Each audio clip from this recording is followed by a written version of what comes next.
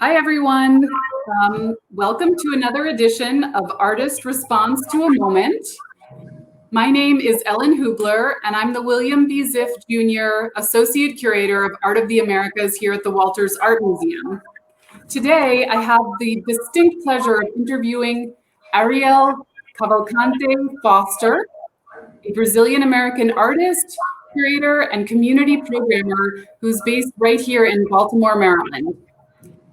Ariel graduated with a BA from Goucher College in 2016 in studio art and arts administration. And her organizational work includes leading art workshops, co-directing the Parlour, which is an arts, music, and community space here in Baltimore, and being an active member of artist-run collective initiatives. She's currently the inclusion strategist and community arts program assistant for Baltimore Clayworks. So we're so happy to have you here today. Thank you so much for having me. I'm very excited to be here. Great.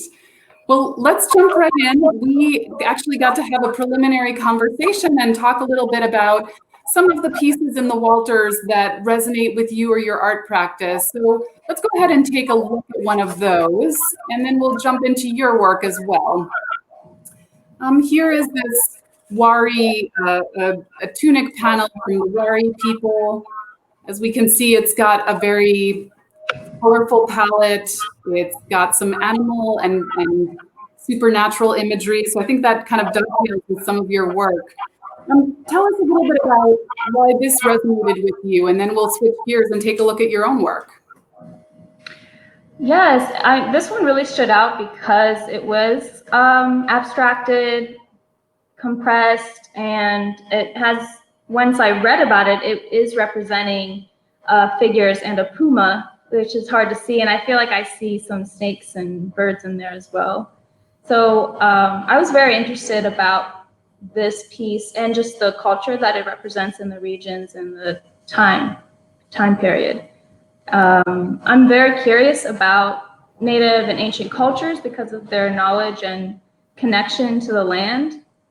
It seemed like they had a great and deeper understanding of the spirit world as well, and how they connected all of these ideas together. It seems like it really resonates with what I'm trying to achieve in my own work. That's great. Yeah, I mean, it's really hard to see, but there are these figures with staffs. Anyway, if you want to know more about it, I think we have links at the end. I'd love to actually just go ahead and get to some of your work. So let's go ahead and move on. Another Andean textile fragment from a little bit later on. And yeah, here we have some of your works. Three of these woodcuts. And as you were saying, you played with scale and nature in your work, as we see here in these works that reference different sort of the strongest, the most predatory, the most powerful animals of this region between the Amazon and the Andes. Tell me a little bit about this idea of playing with scale and nature in your work. Great question, thank you. Yes, I mean, these prints come from a series that I'm creating or have created for a natural fantasy book, authored by my father, and so I'm doing the illustrations for it. And it's about Quetzalcoatl, which is a Mesoamerican or Aztec and Mayan god, and he has a whole story of creation and lots of symbolism. So you can see the character in the third print. Is stories about a man who gets transformed into a part bird, part snake, part man, and that's what Quetzalcoatl is a serpent, a feathered serpent is what they call it in English. And this character is a mortal Quetzalcoatl, and he works after his transformation to bring the various animals in the kingdom together to fight off poachers and hunters. And so here, these animals are actually characters, and they're portraits of the characters in the book. Oh, what a great story! Like, especially given that we're all sort of grappling with the environment today. That is really a great story. And shout out to your father. I love it. Wonderful. So yeah, I love these. We're gonna move on from the these prints, but come back to your love of block prints in just a minute. But let's first take a look at some of your more recent work. These are installation views of your work Plantation of 2017, some collaborative work that you did with Eric Antonio Benitez, who I believe is your frequent collaborator. You can see that this is a beautiful installation work. And you also have been working even more recently in the Hidden and Unseen series last year, again with Eric Antonio Benitez. Can you tell us a little bit about the impetus for those two series, the Plantation and the Hidden and Unseen series? Even though I have to say, like, even 2019 is so long ago now, right? So the first image that you showed and this one is all under the idea of the first show, which is Plantation. And so we created Plantation, and exactly this was in at a domestic home in the basement in Red Bar Hill. So here you could see kind of like that chipped off paint, kind of subterranean indoor space. And it was a way for both Eric and I to combine our appreciation for nature and our reflections on our recent trips. For me, I had just went to Brazil, and for Eric, he had went to Chile and Colombia. And so a lot of the inspiration of the plants, the imagery, the videos, and sound all come from those locations. And the title Plantation is kind of like a humorous riff off of the sensationalist art that has been becoming popular, so I find a lot of healing and sanctuary being surrounded by nature, and I find the same thrill and sensation that is trying to be found in popular art. So it was a fun way for us to kind of combine these two worlds together. Great. Yeah, I mean, and I feel like we think about the Amazon and Brazil, and we think about the power of nature for sure, as well as Colombia and Chile.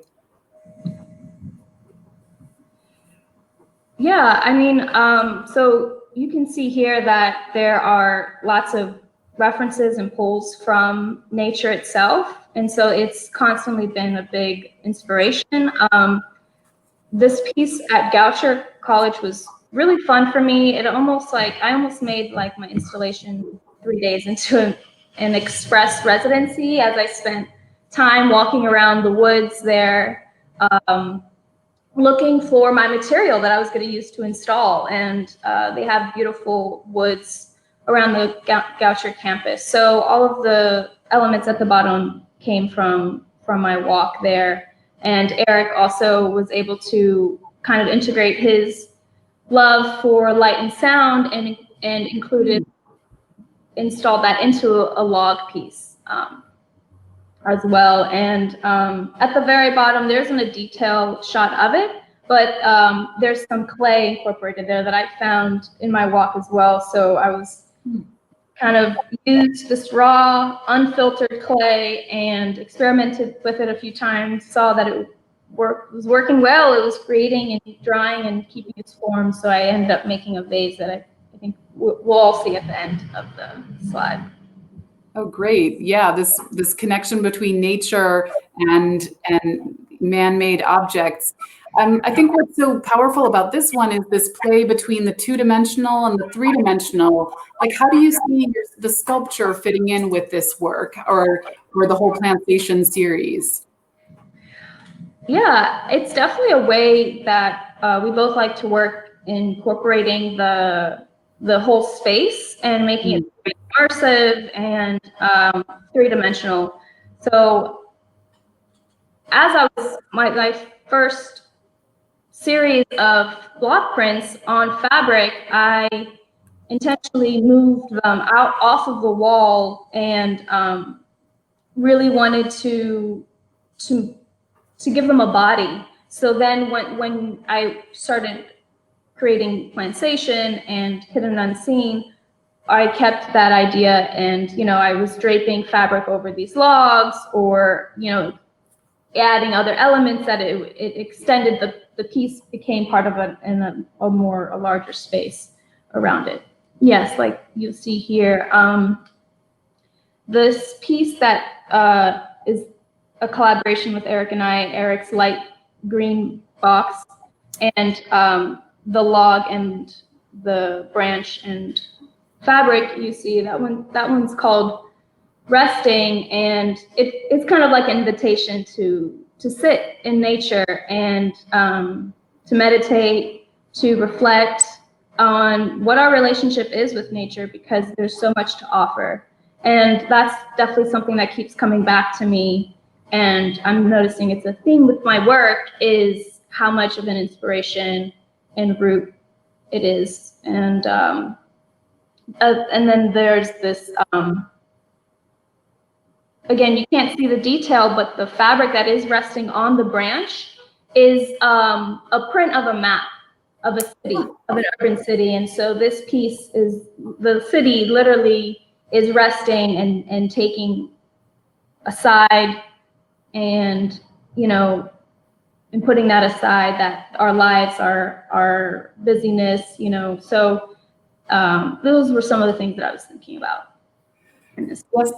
And how wonderful to think about the idea of like the city is always overlaid over nature. So we forget about it, we don't think about it, but it is always there as an underlying layer. And I also wondered in this one, I was lucky enough to go to Brazil many, many years ago. And I think about in the countryside, you sometimes come across, especially like at crossroads, these small altars that people are making to, I don't know, supernatural creatures, forces of nature, to different beings that exist there. And this almost, your altar or your shrine almost made me think about that. Do you want to talk a little bit about that? It's just something that I had wondered as I was looking through these slides today. Yes, this altar is called an altar of no religion. So this is kind of like my piece of claiming just the space that I was currently in, and being raised without a certain religion. Of course, my parents, as I told you before, were raised under Christianity and Catholicism, but they didn't really kind of put that on me for the better or worse. It doesn't really matter. At this point, I've been able to find my own, you know, path in the spirit world, the world that's unknown, that's unseen, that we cannot explain, we can only feel. But to get to that point, I had to declare that I had no religion. And it was almost like a unfinished sentence for the viewer to finish, like, no religion, then what is left? And it's nature, you know, it's my devotion to the natural world and what that has to offer. So it kind of did open up this journey for me. Oh, how fascinating. So the religion becomes almost the nature, it becomes nature itself, or a more direct experience.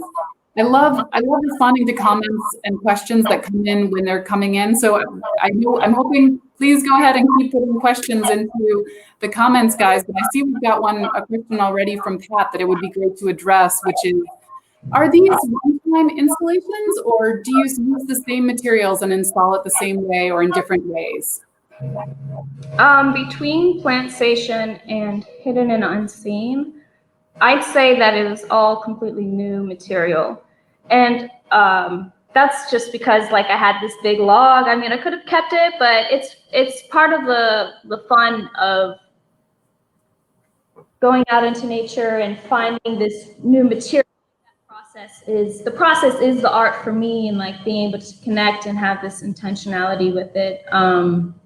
So, and just creating that space for new work. But the ideas are the same, and I do see Eric and I, you know, having a larger space and including older works with new works in a Plantation 0.3. Okay, great. Yeah, I mean, this is performance art, right? It's always being remade. It's always evolving and changing. So let's contrast that then with some works that you've made, which are static work. which are your block prints. Tell us a little bit about the block prints. What drew you to this medium? How did you, and this particular print, how did this come about, or how did you start working with block prints? I was first introduced to lino cuts, block printing in college in my printmaking class, and Breon Gillerin was my teacher, who was kind of like this rocket fire woman who just had so much passion and devotion.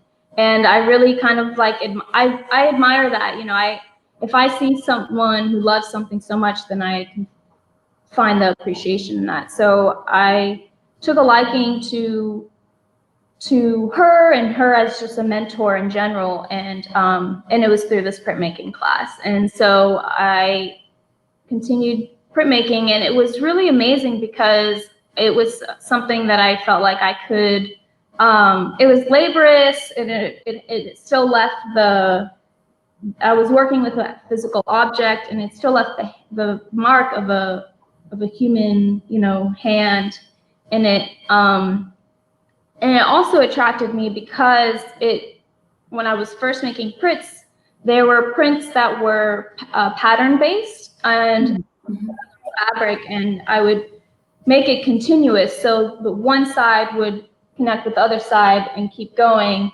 And I would make these large tapestries of patterns. And that's kind of where I started, was all abstract pattern based on fabric. And this piece was one of the last pieces that I made that was actually, in that time period, it was narrative. It was the first time that I did something that was representational, and it was a process that allowed me to research a topic and then illustrate it through my artwork. I was really, I was really just impressed and inspired by my friend Dre, who worked at Clavel, who I'm sure, if you don't know what Clavel is, it's a mezcaleria bar in Baltimore, and they're committed to really having a relationship with the people who sell them mezcal, and the knowledge, and just being they're, you know, Dre and everyone there is very informative. When you speak to them, they know so much, and I was just so intrigued by something that I would just came to have a drink and enjoy my time, and then I realized that there's this whole world behind these like explosive taste buds in my mouth, and I was like, wow, what an amazing experience that I'm having. And so that's the inspiration for this. And so I learned a lot from Dre in the process, and also doing my own research. You know, they go to Mexico and they have a relationship with the distributors and the farmers, and I always was very that resonated with me. People who work with the land, growing plants, and using those plants. You know, this is something that maybe is more recreational, economical, but it has an art form, obviously, from all of the various flavors that you can get from it, and how it can create the environment of bringing people together. But it was something that opened up this idea, you know, a connection within myself that I already had, but also new opportunities where Leanne Navarro, who owns Dear Glow coffee shop on Howard, invited me to do a print of coffee. And there again, I found myself, you know, like, wow, we're drinking coffee every day, and you don't even realize like how this even came to me. And then I learned so much about the process of making coffee in order to make merchandise print for the coffee shop that illustrated, again, kind of like this, the process of that it takes from growing the coffee cherries to depulping, and the whole sequence of events. So you can see here that, you know, there's a man who has this cultivated mangay or agave plant, and they cut it down to the heart, to the core of it, and you have a donkey and wheel who's mashing the the agave hearts.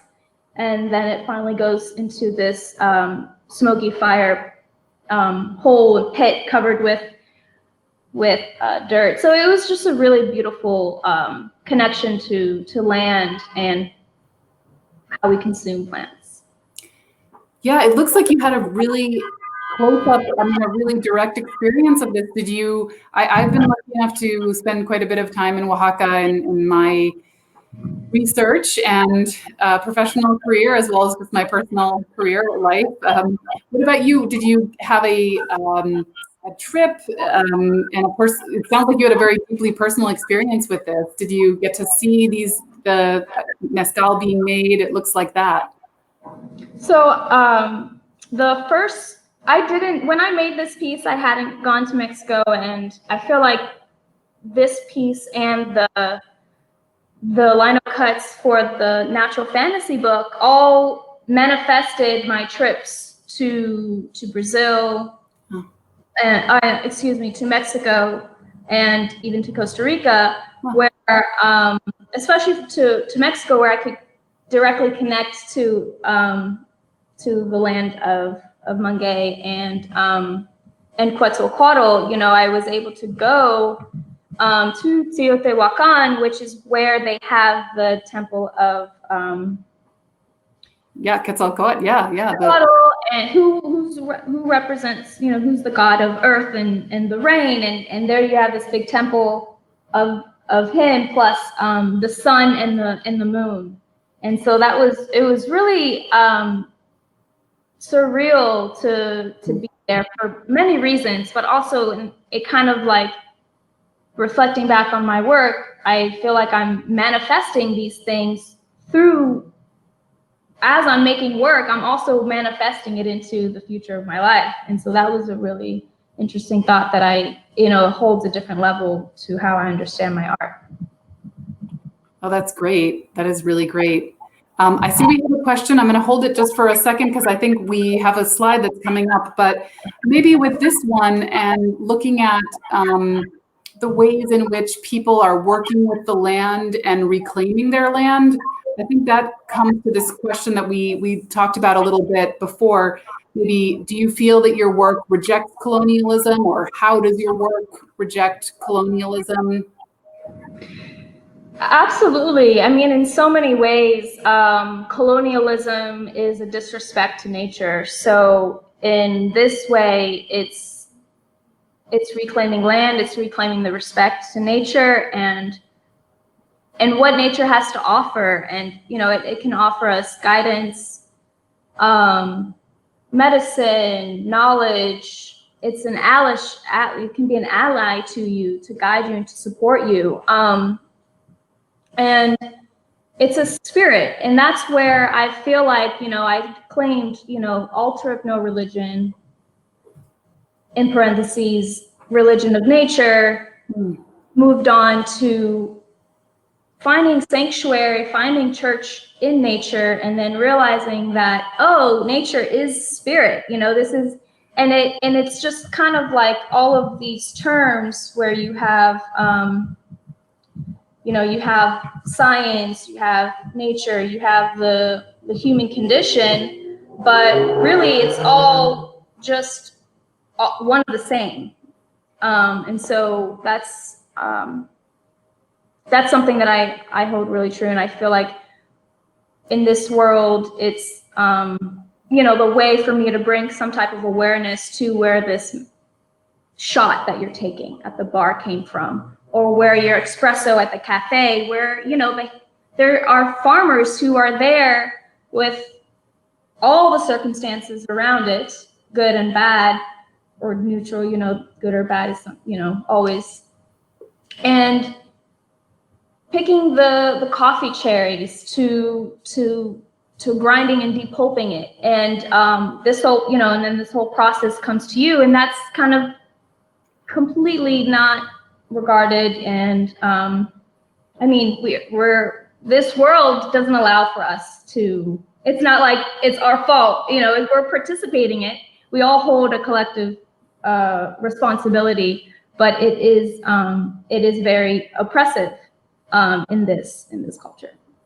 Yeah, and I think it's really interesting that particularly for this print, which references mezcal, and Oaxaca is one of the states in Mexico that still has a really pretty high percentage of its land owned communally in this ejido system that was set up. I mean, some people claim it has pre-Columbian roots. That's possible, or very ancient roots, I should say.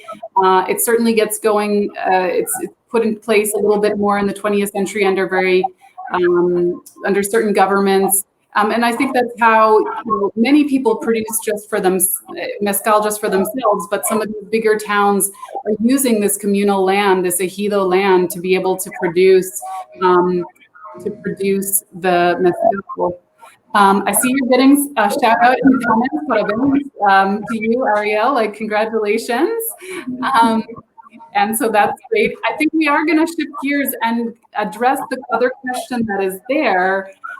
Maybe also going into take a look at your Channel Mater series. But let's just shift gears and look at Nicoleta Darita de Lebrun, another Baltimore artist, with a specific question for you. Your work is beautiful, absolutely agree. And can you share how your practice honors your identity and how culture potentially informs process? This might be particularly apt for the Channel Mater series that you started on last year.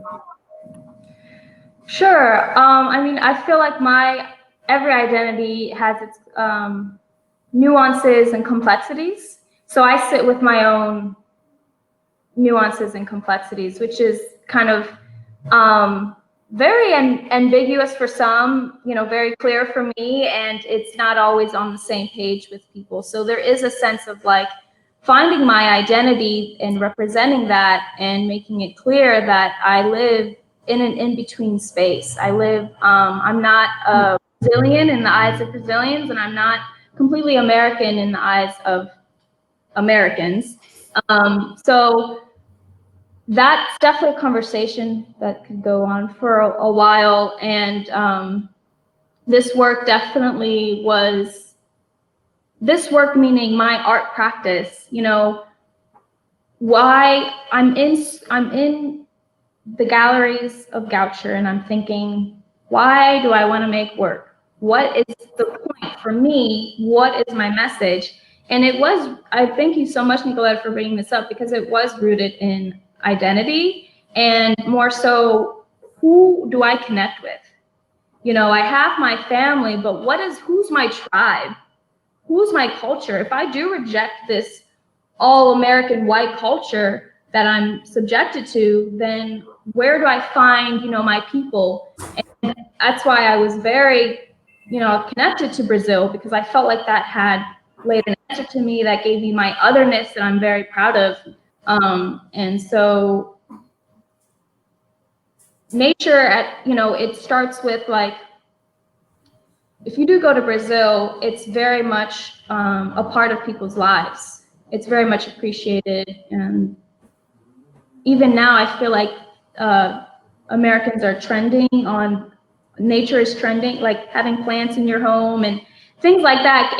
We're coming back to that, and I really appreciate kind of where things are going in terms of finding our nativeness, because we are all native to this earth, and some of us, and actually most of us, all of us, have been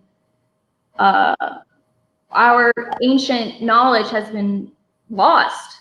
That connected us to this earth. And so that's kind of where I'm trying to head to.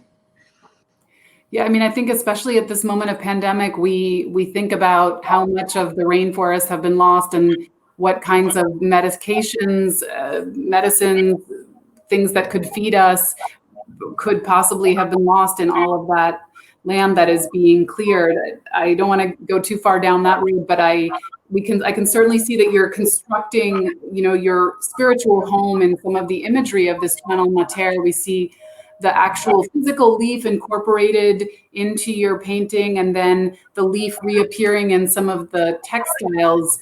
And in fact, as you talk about identity, it actually, some of the like large, enlarged figures, I don't know if you have looked too closely at the work of Tarsila do Amaral, who is a Brazilian artist who was very popular in the 20s and 30s. And she was sort of exaggerating the features of some parts of the body. And it makes me think about this with that enormous leaf there on the textile next to the much smaller people. You seem to be giving this sense of scale and the great, the immensity of nature is what I should say. Yeah, tell us a little bit more about where Channel Mater came from. Absolutely. So the title Channel Mater, it's kind of like channel in English, and mater means Mother Earth in Latin, matter, earth, and the maternal root of that word. So that is me channeling what it's self-explanatory, and it's from my trip it was inspired by my trip to the Peruvian Amazon, and you can see that the leaves there on the white wall are from leaves that I found while going there, and it gives someone like a direct connection, untouched, unaltered, manipulated by any artist. It's just there for you to look at and admire, because for me, it's like nature is the inspiration for so many artists, because it's like the beauty that we're just trying to imitate. So then I've incorporated it a lot into my work, and it's a funny story, because my studio mate is a florist, and Paloma Floral, Sarah, she does beautiful flower arrangements for all kinds of occasions, and I have like this florist right next to me who gives me all her debris on the floor is my scraps that I put into my paintings, and so that's really fun for me. It's a great combination. So a lot of these paintings have like dried flowers, dried plants, some pastels, and even block printing ink, and I would, it would transform itself a lot. And the painting that you see here is an example of that, and kind of like this space that is hidden and unseen, or kind of like the spirit world, spirituality. You can't see it, you can't describe it. It's kind of just like a beam of light or something, or a feeling. And so I had a lot of fun making this piece, because it brought me into that flow state, that state where I was able to just channel something that allowed me to create. And so that was really beautiful, and that's something that I just I needed to shift gears, not to shift gears, but to also hold that space for myself, because printmaking is such like a rigid, it can be very rigid sometimes. And I make it fun because I don't use a press, like I dance on my prints, and that's a whole process that people don't see as well. It's kind of like the artist process that we don't know of, or the process of farmers' food to store that we don't know of. So this painting was kind of like me trying to create a portal into these unknown spaces in connection with nature. And the leaf here, it's always gonna keep drying. And so it's not even, the piece isn't even finished yet, because I feel like it's gonna be finished once it's done changing. So it's gonna keep drying, and it doesn't look like that anymore. It's just more dried, and all of the frizzles that you see are slowly like drying and becoming more individual. And I'm very curious to see, how long and like what it looks like at the end, and you'll slowly see, what's behind it. And I'm still appreciating that changing, because it's not something that it's something that I thought about, but it's now I'm experiencing. It's like, wow, it's not finished yet. So there's this, kind of change and metamorphosis that is inherent in nature, that is incorporated into your actual works, which is fantastic. And yeah, it's going to be constantly evolving. It is its own sense of performance, except nature performing. We've got some great comments, great compliments for you. Nicoletta de la Brown is talking about you and your work are breathtaking. Thank you so much. That's such a, I mean, for Ariel, that is such a wonderful compliment. I feel like before we shift gears, yeah, this particular work was just very striking for me. I really enjoyed this. And the figures on the tapestries. Oh yes. Mm-hmm. Those are the people either that I photographed. They're based off of photographs of people that I've met in my trip to the Peruvian Amazon in Iquitos, specifically in the Loreto region. And one is of a I call it the fisherman, pescador, Wilmar el pescador. But he was just, I mean, he was so much more than that. He took care of the space, the lodge that we were staying in a remote part of the jungle, off rivers and rivers, and it was really beautiful to see that. So here he's carrying this bucket of fish. Oh, and it's something that I do reuse in my work is the blocks. And so all of these blocks are blocks that I have made like a few years ago, and I transform them and I mask them so that they can take on not a block form anymore, but all of these prints are made off of lino cut blocks. And it holds another layer of symbolism to which block I choose and what does it mean and how does it add to the piece. And the block that is the bucket is these otters from the Natural Fantasy book. And so it's just kind of referencing my work again and the natural world, in this instance, you know, fish and water and just what they can represent for us. And yeah, it was beautiful because we were able to fish and eat off of the land there. And then on the other, the blue tapestry are two native indigenous family. It's a mother and a son who are selling their artisanal artwork in the main boulevard of Iquitos, which is the small city in the middle of the Amazon. And we're just surrounded by these big leaves that you know, the immensity of nature is all around us. And you could see that when we were standing there and looking out into the jungle. And so you're talking about this journey in Iquitos in the Peruvian side of the Amazon. And I know this is something that's really near and dear to your heart. Can you tell us, you know, since the beginning of the pandemic, I know you've launched a couple of projects which are both personal, philanthropic, as well as artistic. And you've been continuing to produce events through your space of the Parlour. So tell us a little bit about how you're working now during the pandemic and what you're working on.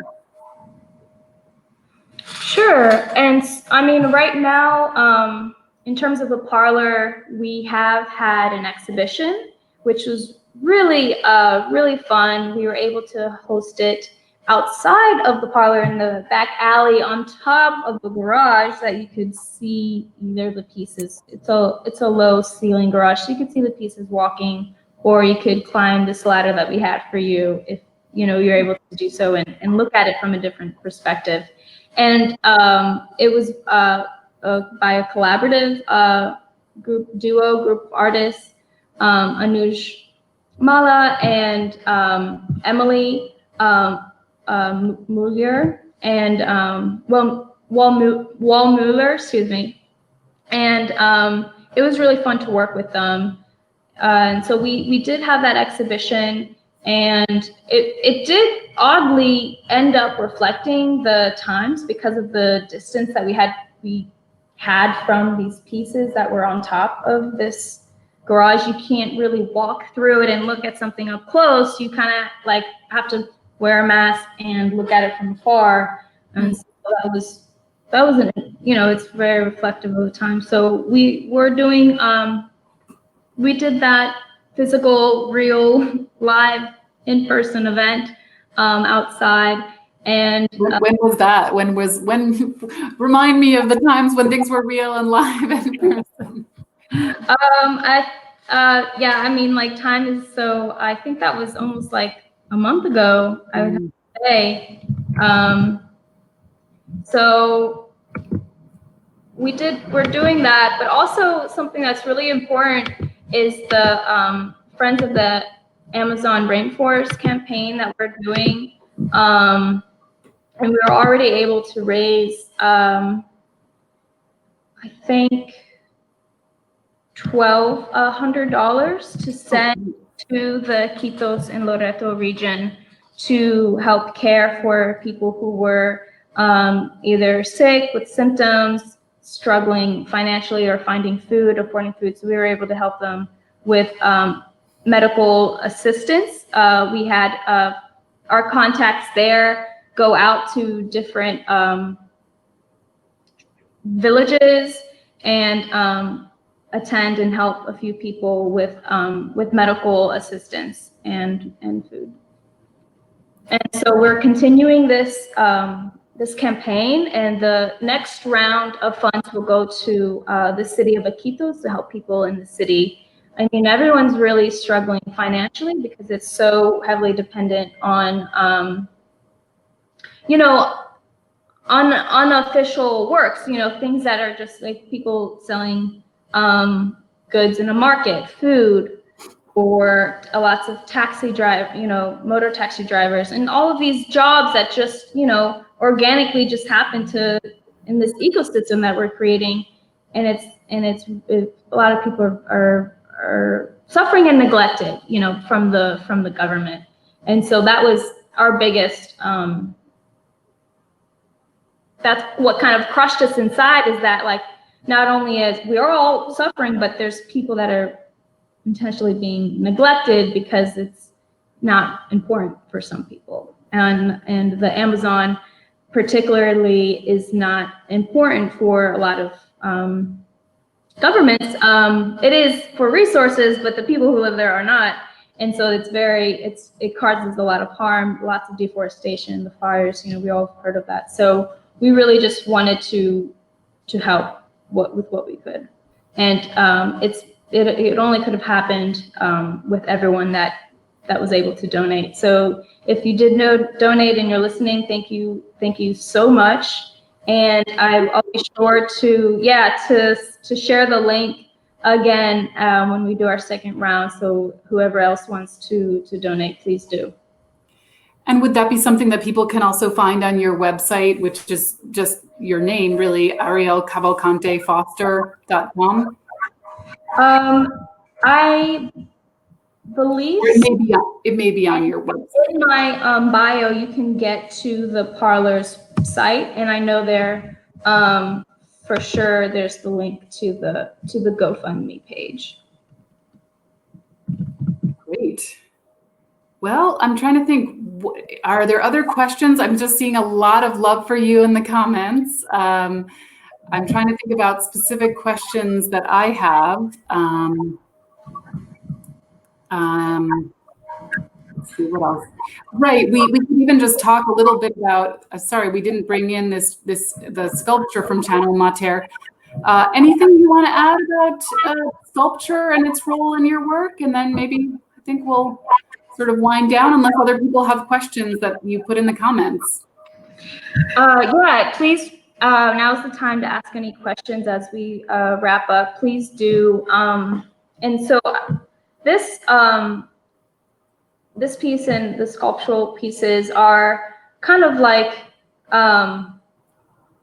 one step at a time for me. You know, with my fabric work, I knew it always belonged in 3D form, either on a body, on an object, just flowing, moving in air, interacting with the air in the space. And so with those ideas kind of brought me to the installations and interacting with space, and just how to keep exploring my, you know, the interests that I have. And so I'm constantly looking to expand my skills and my reach, and it's really, I think it's important, and it's, for me at least, because there's things that you would like to express that aren't necessarily in your defined medium. So I love to not really claim a title for myself and keep it undefined, so that I'm able to always branch out. Yeah, that seems to be a hallmark of your work, that you're not just working in the block print, but then you're also putting it onto textile and allowing it to move with the body of the person who wore it, which almost brings us back to that Wari textile panel and the way that worn works and performance can really enrich something. We do have, this will be, I guess, our final question. And Stephanie Alexandra Wallace is asking, is there a particular medium within your process that allows you communion with nature? And a very interesting question. Have you installed outdoors? We've seen these as indoor installations. Have you installed outdoors among natural elements? Sure. Thank you, Steph, for asking this question. Is there a particular medium with nature? I mean, I like to incorporate nature itself. I feel like it's more direct for me. But I guess currently I am painting, and that is giving me kind of like this liberty to depict any world that I want. So I'm painting with more figures and abstraction in you know, a mix of the two. And I'm also including text and writing in my, so the mediums are kind of like all over the place, but I feel like nature is what holds them together. So that's kind of how I think of the connections between my work. Have you done it outdoors? Have you installed outdoors? No, I've done outdoors. Have I done anything outdoors? I don't think I have. I know I've moved and danced outdoors as a performative piece, but I have not installed anything outdoors, which is, you know, maybe the next step. I think sometimes these provocative questions are what leads you to some new and interesting breakthrough in your work. So I think we've got to stop here, but I want to thank you so much, Ariel, for being here with us today. This was really wonderful. A big thank you as well to our digital team for playing assist in this program, and a bigger thank you to you, all of our audience, for sharing in this experience with us. We welcome you back for more programs on our social platforms, and thanks so much for being here today with us. Yes, thank you. Thank you to the Walters, to everyone who came and asked your questions and viewed. It's really felt and appreciated. Absolutely, yes. Okay.